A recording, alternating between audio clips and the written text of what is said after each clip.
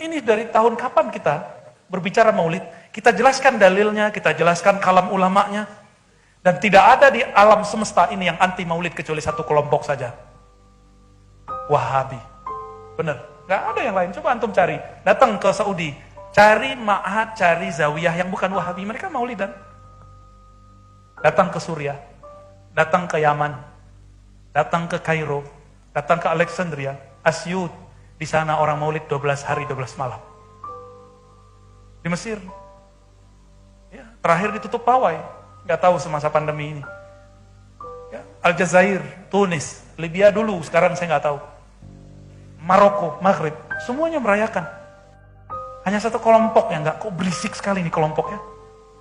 Kita jawab, ini dalilnya loh. Inilah ulama yang berkalam. Mereka nggak terima. Ya, jadi percuma saja kita mengkalamkan, menjelaskan hujah kepada kelompok ini. Terus bagaimana? Ya sudahlah. Maka kita nggak usah niat untuk menjawab mereka. Kita maulid untuk menumbuhkan cinta kepada Rasulullah Sallallahu Alaihi Wasallam.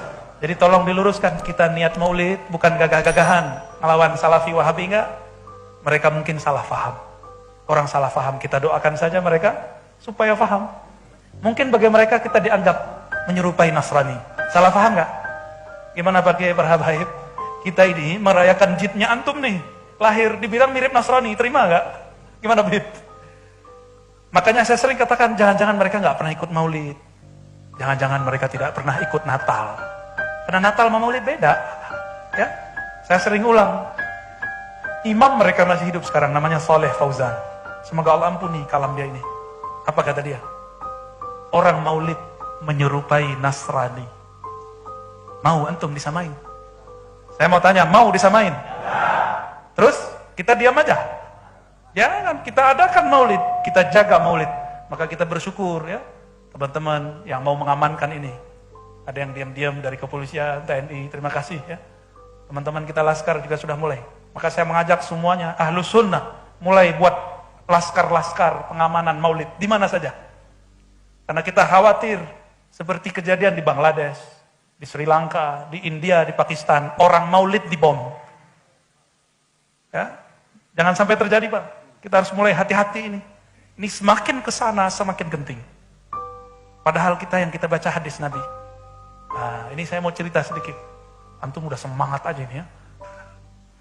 Kita slow down dulu. Allahumma salli ala. Hadirin dan hadirat yang dirahmati Allah Subhanahu wa taala. Dari sini ana ingin menyampaikan.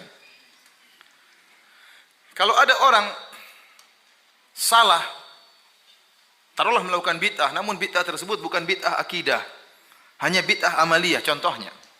Maka antum tidak bisa mengatakan dia dari 72 golongan. Contoh sederhana. Banyak saudara-saudara kita terjerumus dalam praktek tahlilan. Tahlilan itu menurut mazhab Syafi'i hukumnya adalah makruh dan bid'ah. Dan ini dalam buku Imam Nawawi seluruh buku, makanya saya sering tantang, datangkan ulama Syafi'iyah satu saja yang mengatakan tahlilan hukumnya sunnah, datangkan. Tidak ada, ente akan dapati seluruh ulama Syafi'iyah dalam buku-buku fikih mereka mengatakan tahlilan itu hukumnya apa? Bid'ah dan apa? Makruh. Sampai perkataan dari ulama Syafi'iyah orang Indonesia yang bernama Muhammad Arsyad Al-Banjari dalam kitabnya Sabilul Muhtadin. Dalam kitabnya Sabilul Muhtadin. Saya bacakan ya. Halaman 503. Sabilul Muhtadin ini Muhammad Arsyad Al-Banjari, ulama besar ya, yang kemudian terkenal di Banjarmasin, sampai sekarang punya masjid. Ada nama masjid namanya Masjid Sabilul Muhtadin. Dia punya buku kitab fikih. Dia berkata,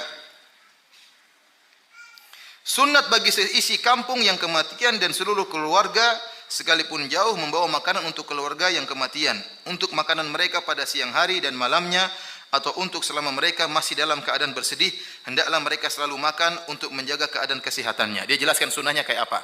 Sunnahnya kasih makanan sama mereka, bukan mereka bikin makanan. Sunnahnya keluarga jauh pun membantu mereka. Jadi karena mereka dalam kondisi susah, diberi hiburan dengan berikan makanan, mungkin diberikan bantuan uang. Karena mereka terkena musibah. Orang kena musibah kita hibur dengan beri apa? Makanan. Bukan sebaliknya, mereka kerepotan. Kemudian beliau berkata, makruh lagi bid'ah bagi yang kematian membuat makanan untuk dimakan oleh orang banyak, baik sebelum maupun sesudah mengubur, seperti yang kebiasaan dikerjakan oleh masyarakat. Ini ulama Syafi'iyah ini, orang Indonesia. Dia bilang, mengatakan seperti kebiasaan yang dilakukan oleh apa? Masyarakat. Jadi maksud saya, ya, perkara ini perkara yang ma'ruf, ya, dalam mazhab Syafi'iyah bahwasanya membuat acara makan-makan setelah kematian hukumnya apa? Bid'ah, makruh. Taib, kalau ada orang terjerumus dalam hal tersebut, melakukan hal tersebut, apakah kita vonis dia sebagai ahlul bid'ah? Jawabannya tidak. Dia kalau cuma gara-gara kesalahan ini, tidak bisa kita keluarkan dia dari firqah najiyah, paham? Karena ini bukan masalah akidah, bukan masalah usuluddin, bukan masalah kaidah kuliah. Tapi dia salah dalam satu perkara, perkara fikih misalnya. Karena ini bid'ah amaliyah, ya. Paham? Paham atau tidak?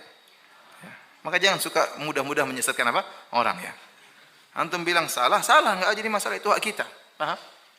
Contoh, ada orang melakukan maulid Nabi. Maulid Nabi ada khilaf di kalangan para ulama. Sebagian ulama Syafi'iyah mengatakan dianjurkan. Dan sebagian ulama Malikiyah, ya, mengatakan bid'ah. Ya. Kita sendiri lebih condong kepada pendapat tersebut adalah bid'ah. Kenapa? Tidak pernah dicontohkan oleh Nabi, tidak pernah dicontohkan oleh para sahabat, ya, dan yang lainnya. Para empat imam tidak pernah melakukannya. Maka ini tidak ada contohnya di zaman Nabi, bisa dipastikan tidak pernah ada yang melakukan apa? Maulid. Dan kita ingin beragama sebagaimana agamanya para sahabat. Karena ciri Ahlus Sunnah adalah mengikuti jalannya para sahabat. Nah, kalau kita berpendapat bahwasanya maulid adalah bid'ah, tidak bisa dikerjakan, kemudian ada saudara-saudara kita yang melakukannya, apakah kita tuduh mereka sebagai ahlul bid'ah keluar daripada Ahlus Sunnah? Jawabannya enggak. Kenapa? Karena bid'ah yang mereka lakukan bukan berkaitan dengan apa? Usuluddin, paham? Bukan berkaitan dengan masalah akidah. Tapi kita katakan mereka salah, ya. Namun kesalahan ini tidak mengeluarkan mereka dari apa?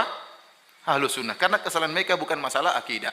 Beda kalau mereka meyakini bahwasanya boleh minta ke kuburan Nabi, ya ini lain cerita. Pergi ke mayat kemudian minta kepada mayat, itu sudah masalah tauhid, masalah syirik atau tidak. Ini lain cerita. Mereka jelas bukan Ahlus Sunnah wal Jamaah.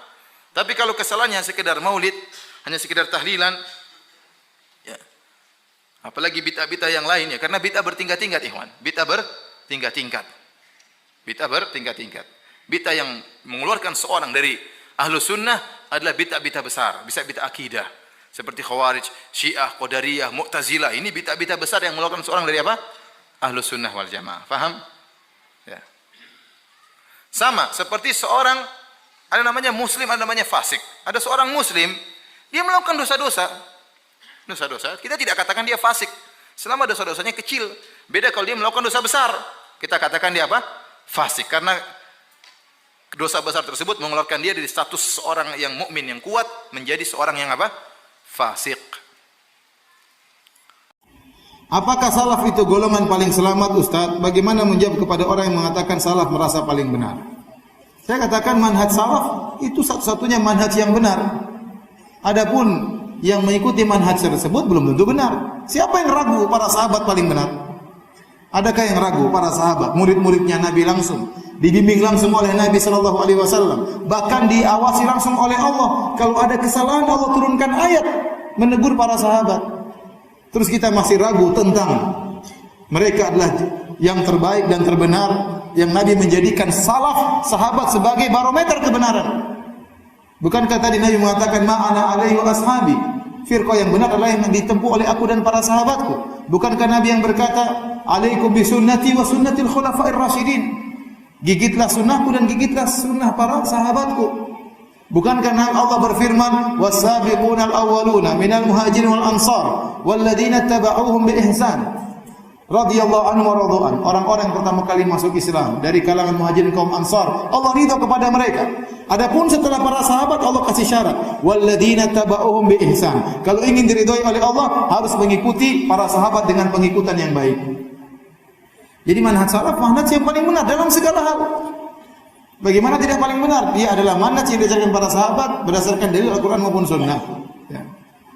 Tetapi orang yang mengaku bermanhaj salaf belum tentu dia paling benar. Apakah dia benar dalam mengikuti manhaj salaf atau tidak? Apakah dia beristihad benar atau tidak? Ya. Tapi kalau manhaj salaf adalah manhaj yang benar, manhaj satu-satunya yang benar, maka itu tidak diragukan.